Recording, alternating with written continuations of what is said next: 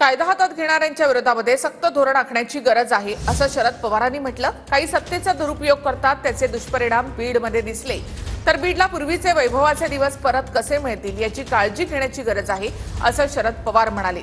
तर गंभीर लोकांना मोठं करण्यामागे शरद पवार यांचाही हातभार आहे अशी प्रतिक्रिया अंजली दमानिया यांनी दिली।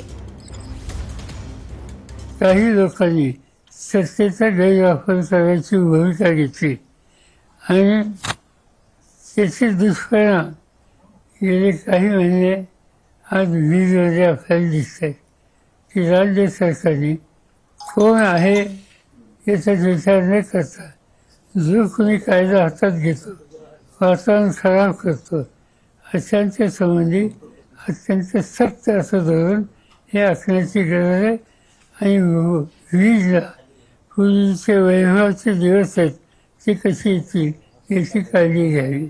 म्हणते धनंजय मुंडे असो, संदीप क्षीरसागर असो, सुरेश धस असो, आधीचे जयदत्त क्षीरसागर असो, हे सगळेच्या सगळे लोक हे त्यांच्याच तालमीत वाढले आहेत। ते कसे आहेत, काय आहेत, मग बजरंग सोनावणे देखील असो, हे सगळे राष्ट्रवादी शरद पवार गटात आधी होते, त्यांच्याच तालमीत ते मोठे झाले आहेत। आणि आत्ताच्या घटकेला जर शरद पवार म्हणत असतील की बीडची स्थिती गंभीर आहे, ते या सगळ्या गंभीर लोकांना मोठं करण्यामागे तुमचा हातभार किती होता हे इंट्रोस्पेक्शन देखील शरद पवारांनी करणं गरजेचं आहे। शरद पवारांच्या मनात काय होतं हे प्रत्येक गोष्ट काय जनतेसमोर येईल असं मला वाटत नाही।